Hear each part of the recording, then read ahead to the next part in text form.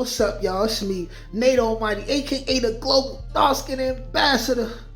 And I'm back with another Power Book 3 Raising Kanan Season 3 Theory and Prediction video. And today, my theory suggests that the jukebox we saw in OG Power, the savage who robbed the jewelry store and would have killed Tariq if Kanan didn't put her down first, was first exposed to the advantages of kidnapping drug dealers' children by Kanan himself when she was 18 years old with the help of Snaps and Pop, ultimately resulting in her becoming the same person who then kidnaps Tariq in OG Power. This would be a huge connection between the current Raising Kanan timeline and how it all ended for Jukebox and OG Power. Now this video is going to be yet another banger. So go ahead and like this video and subscribe to this channel so y'all can get this fire every day. Now without further ado, let's get to it. Okay now people, so let's break it down like this. For those of you who are relatively new to my channel, earlier on in the season, I made a theory video suggesting that after Lou confessed to Chantel about Scrappy's mother, that she would not only shoot up Rock's truck herself. I also predicted that D-Wiz's brother, aka Breeze, would kidnap Kanan with his goons to ask for answers.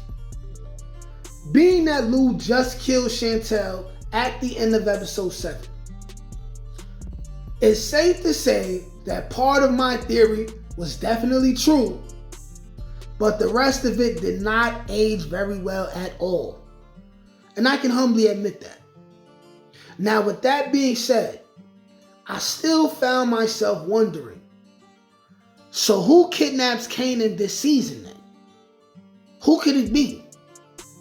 And being that I don't think Freddy's boys are tough enough to do it, plus they still don't know what Famous did, and being that it doesn't make any sense to me for Rock to do it, I'm now looking in the direction of Snaps and Pop. After seeing the preview clips of the conversation between Rock and those two that have recently been released on the internet.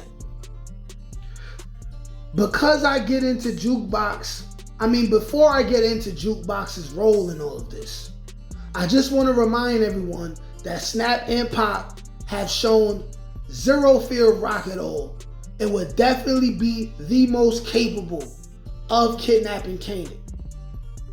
But what is yet to be specified is whether Kanan will be in it or not. Right now, it's up in the air. And now this is the basis for my theory on how Snaps and Pop taught Jukebox how to kidnap kids, and maybe even Kanan as well, if it turns out that he was in fact in on it. If you go back to the season preview that includes the scene of Kanan being kidnapped, and you pay close attention, it looks like Jukebox is walking with Kanan in the streets at that very moment he gets kidnapped. And for whatever reason, they deliberately edited Jukebox out of the scene except for what would be part of her polo coat and her hair, okay? Now, this may be because Kanan in fact is behind his own kidnapping. And he knew that if he is seen being taken away in front of Jukebox at gunpoint, that Jukebox would take it very serious and tell Rock what happened, forcing her to respond with the utmost urgency.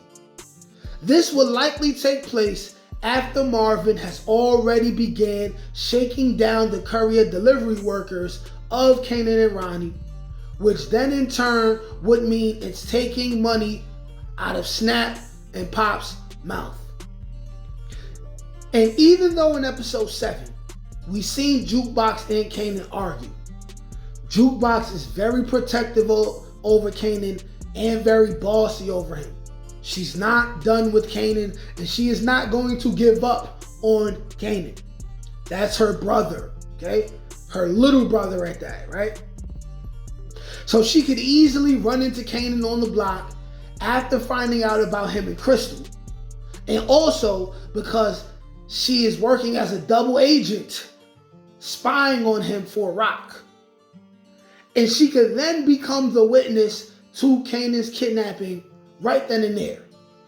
And after all the fear from thinking Kanan was seriously in trouble, after seeing Rock be fearful and quickly pay Kanan's ransom, when it all blows over and she finds out that Kanan lied to her, not only will she be pissed and likely punch Kanan in the face, we can see them finally have that huge fight, resulting in the long scar on Kanan's neck.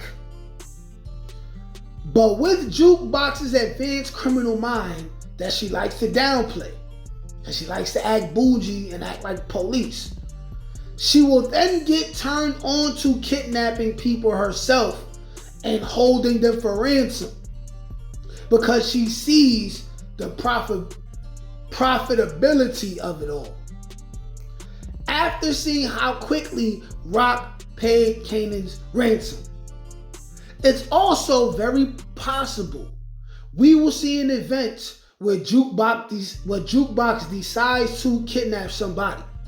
And when those people take too long to pay off that ransom, Jukebox will lose her patience, become angry, and realize that she can't let her victim live on to snitch. She will likely be in a real financial bind at the moment.